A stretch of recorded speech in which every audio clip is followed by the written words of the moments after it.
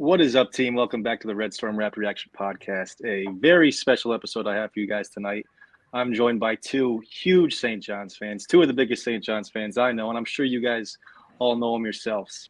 Cole Lastshaw, David Berov, two friends of mine, two previous guests. They're here today to help me break down St. John's season, forecast some of the Big East tournament, and predict St. John's game against Butler. Cole, I know this is a reprieve for you, not having to come after a St. John's loss. How you feeling tonight? You're bringing in the heavy hitters for today, Pat. Had to. It's only right. Yeah, no, it's good. Thanks so much for having us. Super excited for the Big East tournament to get started. Hopefully we get more than just one St. John's game. I am fairly confident that we'll at least get to see two, but fingers crossed on that.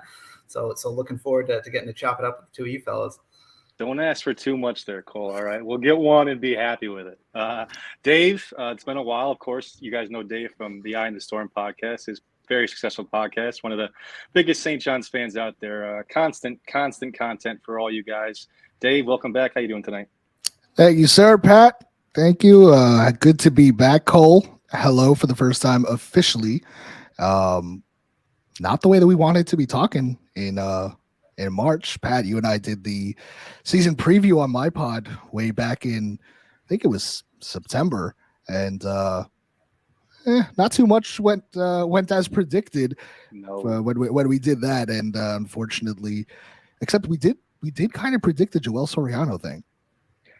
Tim really predicted it. You know, Tim deserves a lot of credit with what I thought was an outlandish prediction of a double-double, close to nailing it, honestly, and it's great to see Joel in a season full of disappointment really stand out and from start to finish play like an All-American at the center position. Yeah. So, yeah, I mean, thinking back to that preseason pod, Dave, I'd say the one word that came to mind was excitement. Maybe you could say positivity. If there's one word that comes to mind when looking back now at the season done going into the Big East tournament, I think my word would be disappointing. Do you guys share that thought, or any other thoughts come to mind when thinking about St. John's season? Yeah, I disappointing. I've said it on my podcast a few times and on Twitter. I said frustrating is the nicest F word I can use to describe this season. It's been a slew of events that have gone wrong, and I said the other day too, you saw the same exact problems on November 7th than you saw on March 4th on Saturday. Nothing changed. The lack of adjustments were mind-boggling that they didn't happen.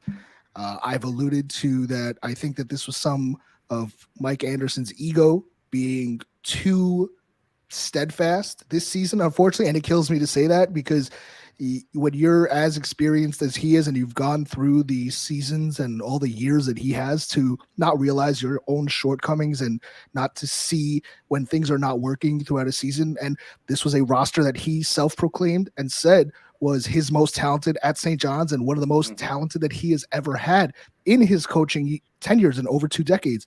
And unfortunately, too many things went wrong. Very inconsistent play, turnovers, just, how many times did we have to make second half comebacks against the non-conference opponents? How many times did we allow major runs to go on for way too long in the Big East play, especially during that 5-game losing streak? We can go on for days. Far too many. Yeah, far too many and far too often. And Cole, me and you talked a bunch throughout the year, and I know you're frustrated. I know you saw it all right in front of you. Was there anything you could point to, not a specific player, a specific game, but just in general that St. John's was never able to get a hold of throughout the year, that it never seemingly turned the page or turned the corner, was able to get going? Anything come to mind? Yeah, I wish I would have refreshed my memory on your guys' preseason podcast, because I would have loved to see sort of what your guys' projections were before the season and then how everything played out. But one thing for sure that I don't think any of us could have projected, and something that we were really relying on, was continued improvement from Posh Alexander. And instead, we got significant regression. I was looking at some of the stats before we started up here. And I mean, field goal percentage going from last year, 50%, to this year, 40%. 3-point percentage was something we really needed him to improve on, especially with the roster construction with this team, with him and Corbello sharing the court a lot. From 2 years ago, he was shooting about 30%. Then that dropped off last year to 21%. He finished this year also at 21%. I mean, we drastically needed him to improve on that 21% from last year, and instead he really did not. Assists went down, turnovers went up, and I don't want to just throw him under the bus and act like this is all him regressing. I mean, it very well could have been roster construction. It very well could have been how Anderson chose to use him. But I think that was something that we really, really were relying on preseason. Something else, obviously, like the huge loss of Julian Champagny.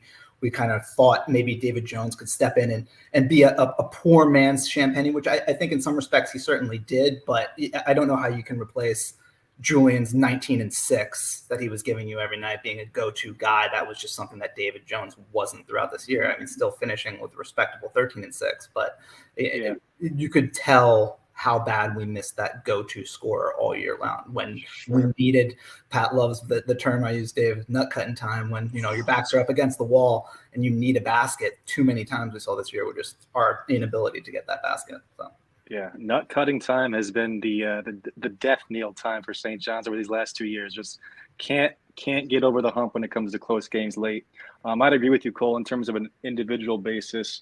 Cole is really the one guy who took the biggest step backwards, or at least failed to take a step forward from which we needed. You could point to a multitude of things. Obviously, guys have discussed all year his playing alongside Curbelo, his playing off the ball.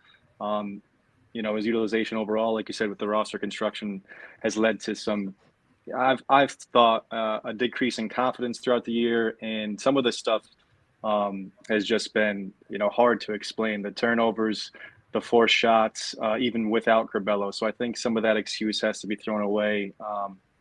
But still a kid who really showed over his first 2 years, and in parts this year, never gives up, never quits. You can't really judge him by the box score. So, obviously those stats going down hurt us, but I would never really expect him to be a guy who stood out solely because of the box score. I'd say, the Jones addition wasn't quite the perfect fit. I think his out of control style lends to our play. And, as we've seen, that play hasn't been too successful. So it kind of added more fuel to the fire in terms of us not playing a structured offense. I'm not sure if that was the best combination. Maybe the best fit for him, but not the best fit for a successful basketball team.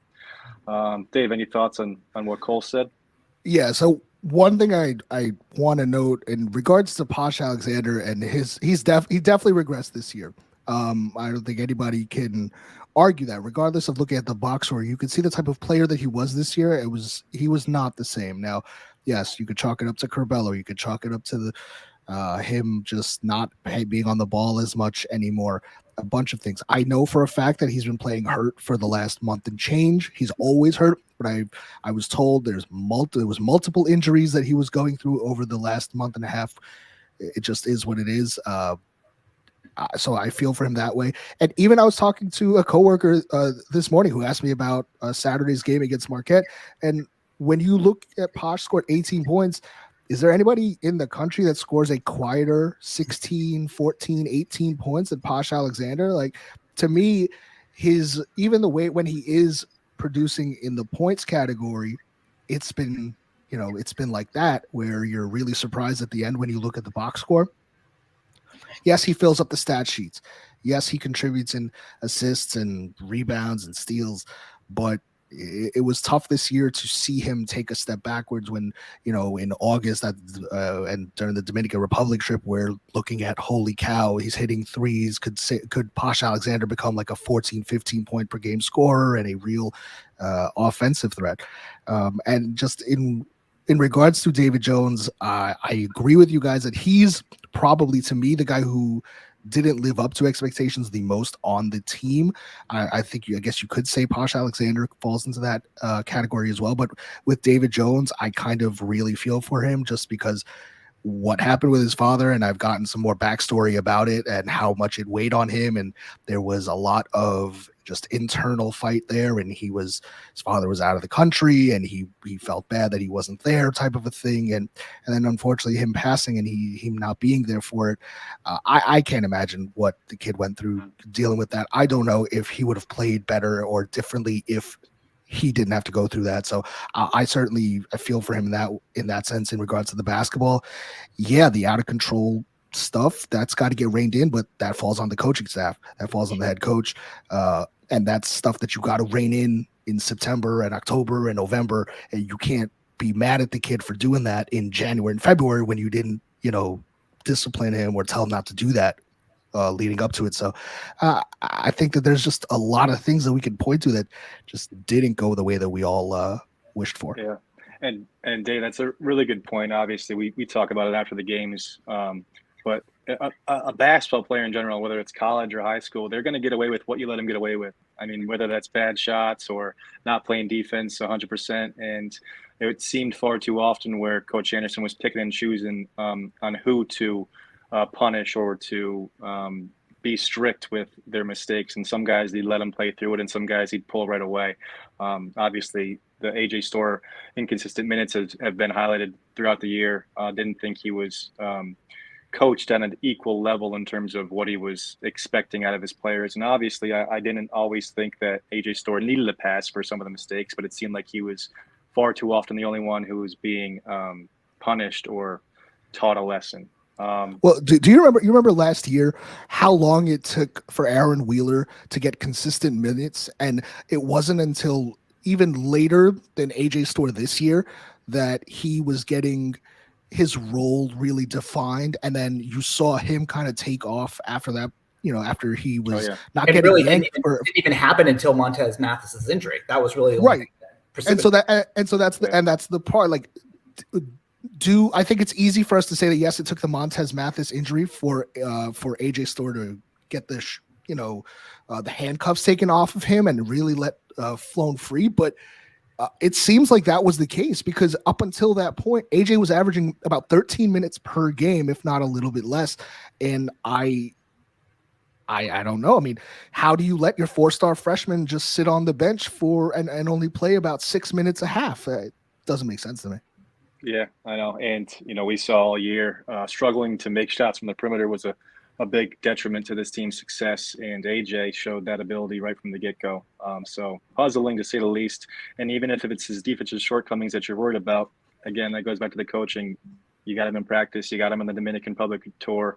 Obviously, freshmen are going to be slower to come around on that end, but a guy that talented, a guy that essential to you being able to score the basketball has to be given some preferential treatment in terms of letting him slide. Now, I'm not saying give him the guy a free pass to make mistakes, but you got to give him some leeway to make those mistakes and learn from them as well.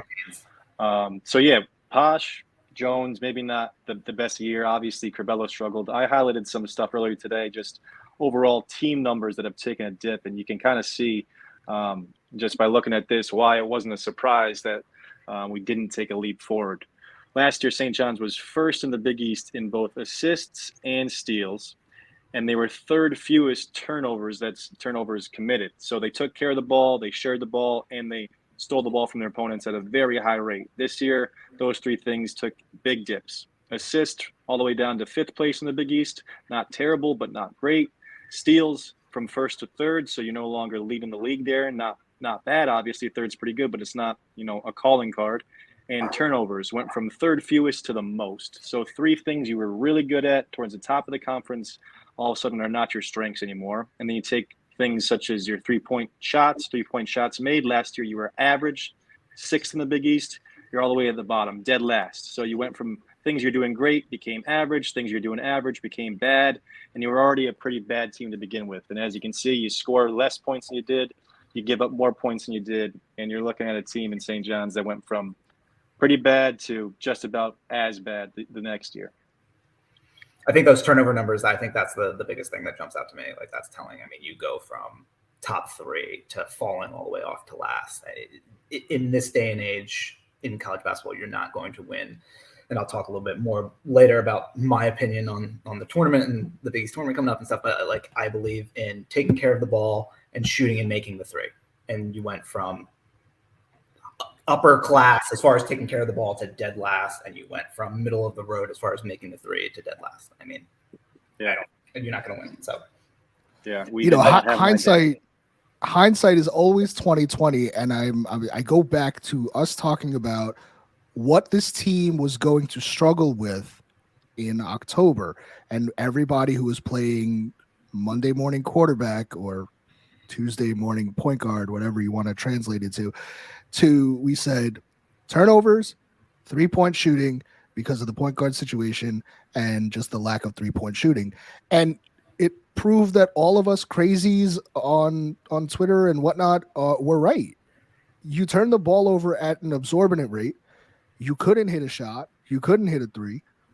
And it's no surprise that you're in the bottom 4 of the Big East. I mean, you're not going to win games like that. I don't know if you can go back and fix things. I don't know if this is just a roster situation. I don't know how much of that really falls on coaching in regards to making the three and things like that. You know, what do they say? The coaches aren't making the threes, but these were all things that we kind of saw based on roster construction and based on who was brought onto the team. And it proved to be a deciding factor in how the team unfortunately did not get to where they wanted to go and where we expected them. They should have gone this year. Yeah. How much credence do you give to what some people on Twitter love to harp about, that us not playing any type of out of conference schedule that really challenged these guys, that really negatively affected this season and that didn't properly prepare them for Big East play? I think that there's definitely some credence to it, 100%. I think that it's insane to think that it's not. I think that a lot of things didn't go the way that the school planned when they made this schedule. Syracuse was not allegedly this bad when they knew they were going to be playing them in the classic. Temple wasn't supposed to be. Temple was projected to be a tournament team. Syracuse was probably projected to be a tournament team. I think on the flip side, nobody thought Nebraska was going to be this good, but Nebraska certainly had a much better season than anybody thought. Florida State lost every single human being that ever touched the basketball in their program this year. Yeah. They were not even close to projected to be this bad. Those things break the wrong way, and I think that kills you. Yes, they needed one more really big game in there. They needed one more, and I know I'm privy to some information for next year, and I know what the non-conference schedule mostly looks like already for next year. It looks infinitely better. I'm very happy to report that it's going to look a lot better. I think people will be much happier. There's a lot tougher games, and it's going to be a bigger test. I really hope the people who complained this year and last year about the non-conference schedule, who said that it's too soft and that it's all these cupcakes and they're not being tested, remember how you felt, because when they're going to get battle tested and they're potentially 7-4, 6-5 heading into conference play, kind of like Creighton was this year. I don't want to hear all this complaining about how tough the schedule possibly was. So just keep that in mind. But yes, I definitely give some credence to it. But at the end of the day, listen, you got to win the games. You got to stack up those wins. And when you finish the season with 17 wins like St. John's did, and 11 of those happened before the meat and potatoes of the Big East season. I guess 10 of them before non-conference play. 10 of them before conference play. Yeah, you didn't get the job done in conference play either. So how much more do you want to get tested? And even if you have a weak competition level, and at a conference, you can still take it a little more serious than I thought St. John's did. They weren't really going out of their way to correct poor habits. They were letting the balls roll out and just playing those teams and just looking to win, whether that was by scoring 100 points in a sloppy game or, whatever it took. You could still see those same bad habits that eventually came to light against the major competition. So I think it's a combination. Obviously, you want to be tested. You want to get an opportunity to get some big wins. You want to have some games where a loss doesn't hurt you.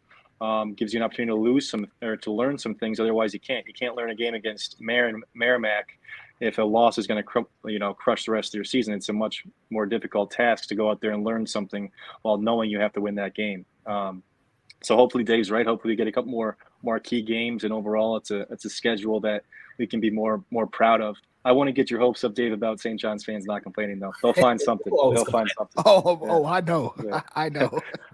All right, so let's switch gears here. We'll talk a little bit about our next opponent, someone we didn't schedule. This was unfortunately what St. John's gets for finishing the bottom 6 of the Big East. They get to once again play on opening night, Wednesday, 3:00. St. John's will take on Butler at Madison Square Garden. Of course, we split against them in the regular season. That tough loss at their place. On the second game, we beat them up pretty good at home in Carnesec Arena. How do we feel, Dave and Cole, about our first round matchup against Butler? It's a St. John's tradition playing on the first day / night of the Big East tournament. It never fails. I mentioned a little earlier, I feel confident about us being able to take it to Butler on our quote unquote home court. I like Thad Matta. I think he's a pretty good coach, but I still think that we should be able to get a win. I'm not sure as far as injury status goes, like if Corbello is going to be available following the concussion that he had. No, I see Dave shaking his head. So that does worry me. It seems like without Corbello, Mike's sort of seemed to go to Colby King a lot, and I don't think Colby's quite ready for that secondary ball handler role and getting those type of minutes this young in his career. But one of the things that I just think about our team in general, I know Pat and I have talked about it multiple times, is this team has the ability and has the talent to play up to anyone that we play. And I feel that we can take down Butler, and I don't feel insanely unconfident that we wouldn't be able to beat Marquette. Like I think this team can play with anyone in this conference. I also feel that we can lose to absolutely anybody on our schedule. So confidence rating isn't through the roof, but I think we should get a win on Wednesday at 3:00. Okay, Dave? I agree. I mean, St. John's is Jekyll and Hyde. Like, full stop. This is the team that beat UConn on the road, lost to Butler. You don't have any semblance of consistency with this team. You have no clue who you're getting game in, game out. And like Pat, you alluded to earlier, there is no identity on this team. And that is why it's been such a frustrating season. Now, with Butler, you destroyed them in the first game, and in the second game, you played them close, should have beat them. A Joel Soriano tip-in was a little too late in that second game. That should have went to overtime, and so you drop that, so you get a rubber match on Wednesday at 3:00. I'm hearing that potentially Manny Bates, Ali, DJ Hughes, and John Michael Malloy will not play for Butler, so they will be shorthanded. Ali has concussion issues. Manny Bates left the game, I believe, with a shoulder injury in their last one, and I heard that he's not going to suit up for this one potentially, but I heard that today, still 2 more days to go until the game, and I believe strongly that St. John's will be without Corbello and Pinzon again in this game. That being said, I don't see St. John's losing. They shouldn't lose this game, and then you get a third game against Marquette, but I didn't think they were going to lose at Butler either, and that proved to be that proved me wrong again. Yeah. So I've been I don't know. I'm gonna be there. I'll be there at 3:00 with my breakfast, eggs, and coffee to kick off the Big East tournament. Like, I'm super excited to be there, but I'll probably be on like an 11:00 train to get into the city early. I'm hoping that we win. I know people are still rooting for losses. Like, I don't know why you're doing that. Like, let's go out there, let's win, to cheer on a win. The Garden's going to be electric all the next week. It's going to be awesome. But yeah, I think they're going to get the job done on Wednesday morning. I'd be worried if you weren't going, Dave. That's awesome. I'm glad you get to go watch Wednesday. I think I'd be more worried about playing DePaul or Georgetown, honestly, in a situation like this. I think Butler's the team I'd want to face most if you're given the opportunity between those 3 teams. DePaul is such a helter-skelter team. They could come out and beat you, I feel like. And Georgetown, in this scenario, playing for their coach, who they know is going to get fired, I think they might, put up a good fight. All 3 of those teams are teams St. John's absolutely should beat. I agree with you guys. I do believe we will beat Butler. But Pat, one thing I wanted to say, I think it was easy for us when talking about the season to be negative Nancy's and talk about all the things that went wrong this season. But I think we'd be remiss if we didn't talk about Joel Soriano and the tremendous season that he had. Big East most improved player, well-deserved, just a huge, gargantuan jump from last year to this year. And especially with Dave's news of Bates maybe not potentially playing for Butler, I would look for him to have a huge game down low for us. So I can't say enough about Joel Soriano and the season he had. And he deserves every accolade that he gets. And absolutely fantastic. Yeah. He made second team Big East. We'll talk about the awards later. Dave, I'm going to go ahead and pull up those tweets you sent out today. Good segue here after Cole's reference. But Dave found some awesome information about Soriano today. Dave, go ahead. Yeah, this the school put out their release. I just kind of chopped it all up, and Soriano's jump this season was bigger than anybody could have realistically asked for. I think that even in our preview pods we talked about, we were thinking Soriano would be maybe like a 10-8 guy, maybe a 12-7 guy, and that would be a pretty big jump from where he was last year when he was 6.4 points per game and 5.5 rebounds per game and 1 double-double. And this year he goes to 15.2 points per game, almost 12 rebounds per game, 23 double-doubles, which matches Zach Edey, who's probably going to win Player of the Year in college this year. The 23 double-doubles tied Walter Berry. You ever heard of him? He didn't tie it. It's the most since Walter Berry in the 85-86 season, the season that everybody the time of St. John's lore that everyone has to remind us of. But you see it on the screen. I mean, Joel Soriano was awesome. Double figures in 27 to 31 games this year. He scored career high twice at 23 points. He's been an absolute beast. I got to know him a lot this year. I spoke to a lot of people who worked with him this year in the offseason throughout the year. He has worked so hard, and you obviously have seen his body change. You've seen the production, but this kid put in so much work behind the door, behind the cameras and all that. To say that somebody deserves to see their hard work rewarded and be put on all these award lists and the Kareem Abdul-Jabbar list and all these, Joel Soriano deserved it more than a lot of people out there deserve it, and super happy that he got the recognition. Unfortunately, I wish we got some more wins for him. Absolutely, yeah, it's good to see him get some recognition. I'll bring up the first team right now, and I guess the one obvious question would be, looking at this first team, did Joel Soriano get robbed? Should he have been part of this first team? Do either of you have thoughts on that? I mean, I think if you look at the stats for both Sanogo and Kalkbrenner, that Joel did perform better, at least looking at the box sheets, than both of those players. Now, whether or not he's negatively affected by the type of season that St. John's had and the type of seasons, especially in Big East play, that both UConn and Creighton had, I'd venture to guess that's probably the case. But I think just from looking at the stats, I would say that Joel should have been there instead of both of those guys.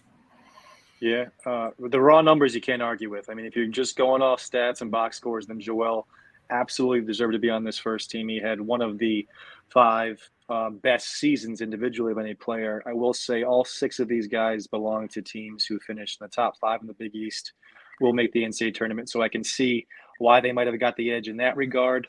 But, still, it's not like they haven't included guys from poor teams in the first team in the past, and Joel's season was really a monumental one. I'd say he did get slightly robbed, but I wouldn't put up too much of a fight. Maybe that's me sitting on the fence, and I apologize. Dave, you got any thoughts? I'm kind of with Cole here, but I get it. Adama Sanogo was Big East preseason player of the year. Ryan Kalkbrenner just won defensive player of the year. He was on the first team preseason. He was on the list last year. I know he's a darling and they love him. He missed 3 games. Joel Soriano played 3 more games than him, had better numbers than him. He had better numbers than Adama Sanogo. So I think St. John's not having a great season has to be one of the main deciding factors here, because what Joel Soriano, I mean, you're talking about Joel Soriano in the same breath as Zach Edey. I don't really know how much more you need to praise a guy or see the numbers to think that he doesn't deserve to be on this first team. But listen, it is what it is. You can't argue against Sule Boom. You can't argue against Bryce Hopkins. You can't argue against Tyler Kolek, and you can't argue against Jordan Hawkins. So the other 2 guys, they're kind of the darlings of the Big East. I get it. I wish our guy got first team. He deserves it. He's first team in my book, and my book is all I care about. Maybe Joel will feel he's got something to prove and come back for that extra year and get that first team honor in St. John's. I am crossing my fingers. Let's take a look at the second team. Of course, Joel was part of this group. The 5 that were members were Oso Igudero, Cam Jones, Joel Soriano, Eric Dixon, and Kobe Jones. Any thoughts from this group? Anyone that didn't make the first or second team at all that you thought got snubbed, guys? Just in general for a snub, I thought that I thought that Devin Carter deserved Defensive Player of the Year in the Big East, not Ryan Kalkbrenner. I'm sorry. Ryan Kalkbrenner gets a lot of benefit of the doubt for being a big guy and blocking shots, and I know that he's a disruptive force, and he won it last year. Devin Carter is out there guarding the best scoring player on every other team, and he locks them down. What he has done this year was unreal. I thought he got absolutely robbed for Defensive Player of the Year, and I bet know you it that came down to those two. I bet you it was those I two. think so. Yeah. The one thing I would say to Kalkbrenner's defense, and I'm not even necessarily disagreeing with you, I think Carter was the best perimeter defender in the league. Kalkbrenner was the anchor of the best defense in the league. So Creighton, not usually a defensive-minded team, gave up the fewest points in Big East play, and a lot of that is how they funnel right to Kalkbrenner. He does a really good job of protecting that paint. It was probably one of those two guys I would like to see how the votes broke down. And then just a shout out to also Iguodaro on the second team. This dude is awesome to watch. I know we've gotten to see him against St. John's, but I've watched him all year. That guy's going to be in the NBA. I think that guy kind of came out of nowhere this year. I think he's one of those guys that if they have a run in March, you're going to see him make some really fun plays, especially playing with Tyler Kolek. He is a special talent. And it was really fun for me to have my eyes open to what kind of player he is, obviously transferring into Marquette, just like Tyler Kolek did, and guys who were instrumental in them being the number one seed in the Big East tournament, the best team in the Big East by far, and a team that I think is going to make noise in the tournament as well in a few weeks. Really fun team to watch, and he is a very, very exciting athlete. I do want to say Kolek's still a punk in my mind for whatever he said to Omar Stanley at the free throw line before that. I wish Stanley would have put that in and shut him up. But little gamesmanship, yeah. So this is what somebody asked me this the other day, and let me ask you guys: fair or foul of what Tyler Kolek did? Are you okay with it? In my opinion, I think that it's part of the game. You remember playing ball on the court or whatever. You're trying to psych the guy out. These games matter. I want you to miss. I don't care what I'll say anything to you to get you to miss. I know people didn't like it. Make the free throw. Yeah, it's usually an issue when the guy's got the ball and everyone's lined up. And if you were to say something then, more so than, he didn't have the ball. He wasn't on the line. He wasn't about to take a shot. He was just kind of talking before the free throw act. Obviously, from St. John's perspective, you think he's a punk. And Cole, I'm not saying I disagree with you. I think if we were rooting for Marquette, we would have been, yeah, that's awesome. I love seeing that. So it's just fans, picking what side it's gonna, to root for, whether it's their team or the opposing team. Of course, and I'm 100% in agreement too. I'm just joking. I know you were talking shit on the free throw line. But yeah, in my playing days and the middle of nowhere, Pennsylvania in high school, the glory days, I was always the quiet gentleman on the court who just let my play do the talking. And I'm sure. Shooter in the corner. I also have been playing pickup and stuff in New York. Once I came to the city, 100% have had people say that type of stuff to me in games, and 100% has let it get into my head and bricked free throws. So tip of the cap to him for the gamesmanship. But all right, I'm going to show the Big East freshmen. I do want to say we've got about 22 minutes left before my clock runs out. But let's see if we can. Okay, here's the all freshman team. Of course, AJ Storr part of this. They picked 6 freshmen. Clingain, Caravan from Connecticut, AJ Storr, Armstrong and Whitmore from Villanova, and then Desmond Claude from Xavier. These seem to me to be the best 6 freshmen in the league, no question there on my end. I would also ask how AJ, I don't think he should have got the Big East Freshman of the Year, but how he wasn't unanimous all freshman selection is curious to me. I think especially just within Big East play itself, it was clear to me the kid was a extremely talented player and a productive player in Big East play. How someone could think there was 6 freshmen more productive or more talented than him seems to me like an axe to grind or whatnot. I'm not positive. Yeah, to Dave's point earlier, I feel like it's kind of malpractice on Anderson's job to not have been getting AJ those minutes earlier in the season, especially for how offensively challenged our team was. It was so clear from very early on that he has just such an incredible talent, especially on the offensive end. And that Pat used to always sort of gripe at different times as far as his production on the rest of the box sheet. And I think we will continue to see him grow into next year, but just to see his talent of the offensive end as such a young player is just miraculous. And for everything that we want to complain about Mike Anderson, I will say that he's done a great job, I think, in finding those guys sort of on the edges of the periphery in the recruiting class. He's never really had this great 4-star kid ranked in the 30s or something like that. Even AJ Storr as a 4-star was what I think by most recruiting services in the 100 area. And I think he played well beyond his high school ranking this year, and I really loved seeing him grow. And I'll continue to say I don't think it's been the overall ability to get talent into St. John's that's been Coach Anderson's downfall. I think it's been the inability to coach up the teams and to correctly institute, the structure needed to win with the collection of talent he's gotten. But I think these last 2 years, he rightfully had reasonable expectations to have tournament caliber teams. So I would agree. Storr, Champagny, a lot of these guys have turned out to be really quality players. He's got to shore up some. Well, we'll see if he's around to shore it up. But I'd say it's the overall collection, rounding out the roster, filling in those needs where we've lacked. All right, so I've only got about a little under 20 more minutes left before my time runs out on this. I want to give us plenty of time to discuss the Big East tournament.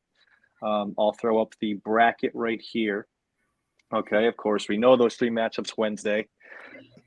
Go on from there. The 3 of us have each filled out a bracket prior to this, so we each have a different winner by chance, not purposely chosen. We each went through this and chose a different winner. I'm not sure how we chose the games leading up to that, but I'm interested to see what your guys' thoughts are. So I'm just going to start game by game. And I'll switch. I'll rotate from asking Dave to asking Cole thoughts on who will win this game, and then we'll kind of work our way up the standing or work our way from left to right down the bracket. So we'll start with the Seton Hall DePaul game. All of us chose St. John's in that first quarterfinal game, or not even quarterfinal, opening round game.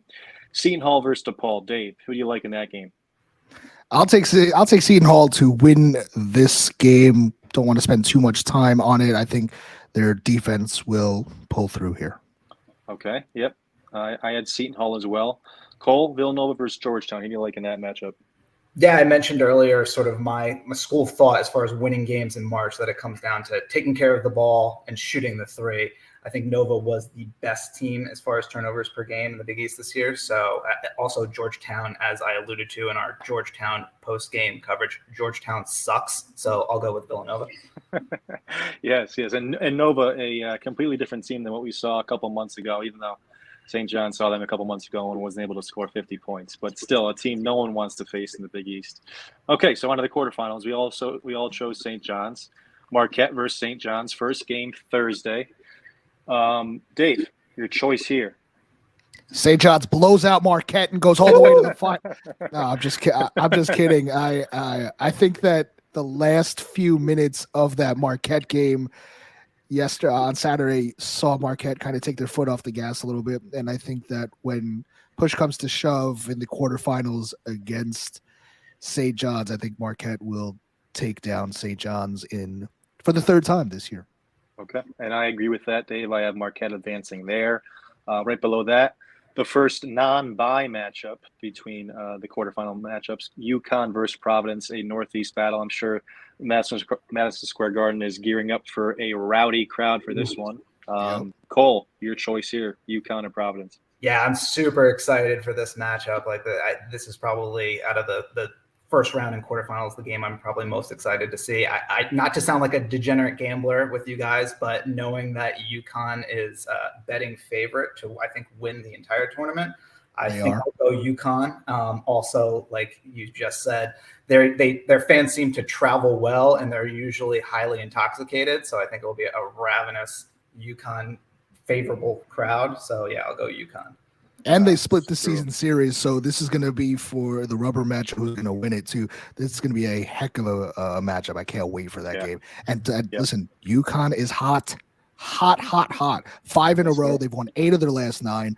That's not a team anybody wants to face right now. And then on the flip side, Providence is not doing that great right now. They've lost, I believe, a handful of their 3 of the last 4. I believe, something like that. Yeah, 2 in a row at home. Yeah.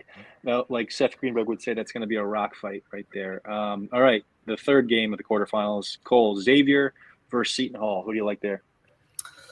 Yeah, I love Xavier. Sean Miller is an unbelievable coach. I don't think Seton Hall has the firepower to take down X. So even with a somewhat shorthanded team, I'll still go Xavier. Okay, yeah. Without Fremantle, that's unfortunate news. He's not coming back. I thought they would have been able to make a run not only in the Big East tournament, but a legitimate shot to go deep into the big tournament. I like them over Seton Hall though as well. And Dave, last game of the quarterfinals, Creighton against that new look Villanova squad. Who do you like there? Okay, my notes for this literally say watch out for this game, because if there is one game that could shake up this entire bracket, I think it's this one. I would not be surprised to see Villanova win this game. I'm picking Creighton, but I'm going to flip-flop here a little bit because Villanova beat Creighton 76-67 and played them really close in their first game, 66-61, and they are now a lot better than they were back then. Justin Moore is back. Cam Whitmore's coming into their own. They don't have a great situation at point guard, and to win the Big East tournament, you really need a point guard. So I wouldn't be surprised if we're talking about a Villanova 3-point win, but I'm going to take Creighton just off the strength of, I believe in their offense a little bit more, and Villanova would have to prove it to me. But again, this is that game that could really shake things up.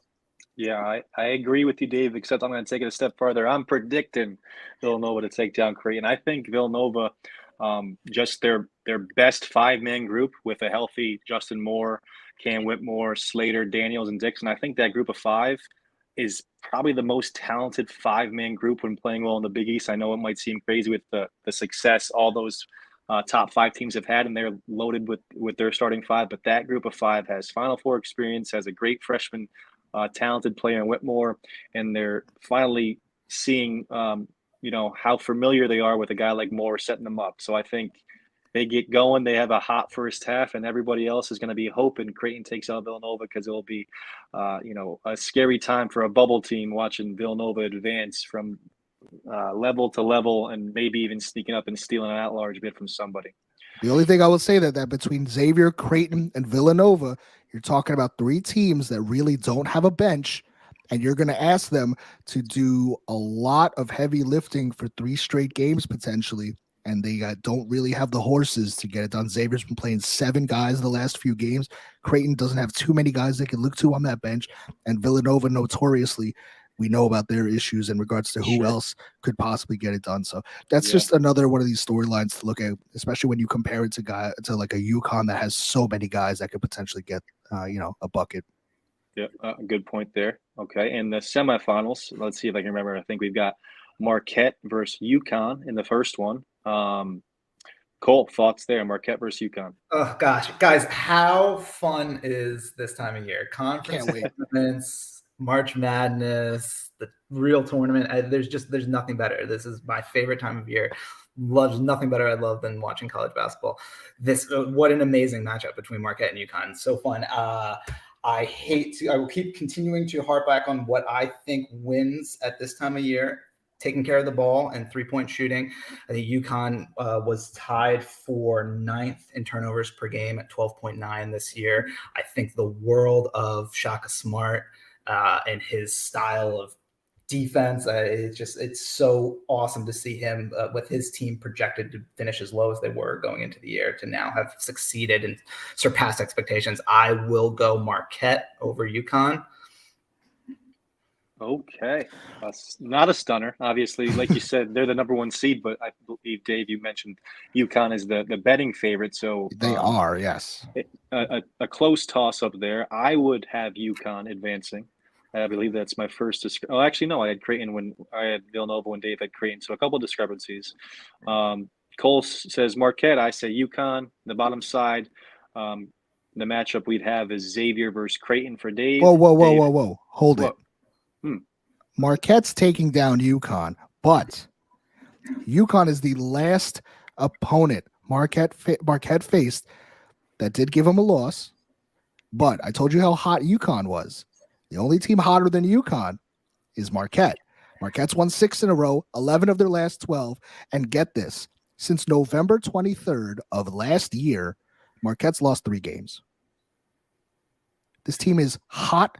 This team is bought in. This team is doing what everybody wishes they were doing heading into March. And it's UConn and Marquette. That's going to be the best game you can ask for in this tournament. Cole, you can come to my house. We're going to watch it together. Let's go crazy. I got all the snacks. I'm worried about Marquette's ability to rebound against Syndicate. Marquette's the worst rebounding team in the Big East, albeit they're the best team in the Big East. UConn really pounds teams inside. We know about Sonogo, we know about Clegane, and they really have an interior advantage. I think will pay dividends in that game, but of course it can go either way. So we'll defer there. That bottom one though, who you like, Creighton or Xavier? That's on you. Or Cole, go ahead. I like Creighton. I like you talked on them before. They play great defense. They don't turn the ball over. They shoot the 3 well. I know you guys both give me the concerns with thinking maybe Nova might be able to take Creighton out, but I'm sitting there thinking Creighton. I don't know about Dave. I'm also going to go. I'll go with Creighton also.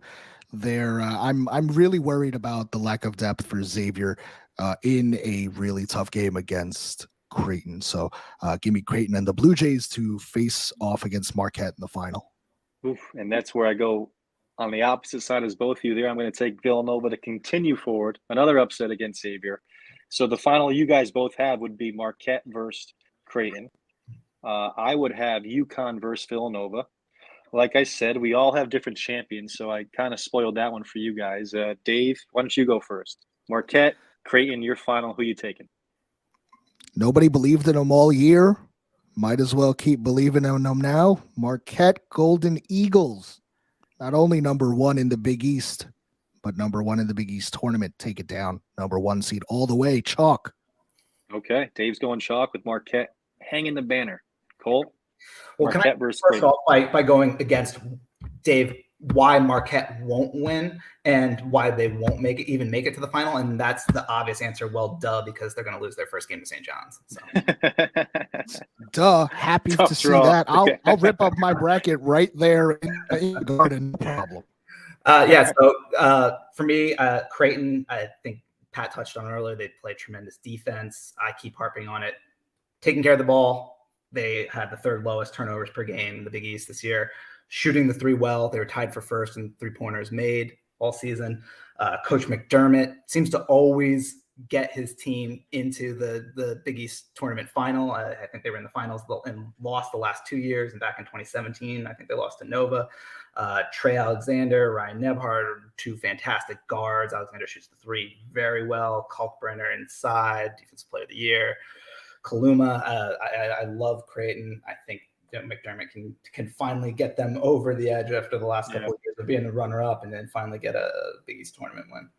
I like Creighton a lot in the NCAA tournament. I think and Dave pointed to this earlier, I think their lack of depth might hurt them in this particular setting. I would have had them, like I said, losing to Villanova, but in the case how my bracket turned out, I would have UConn versus Nova in the championship.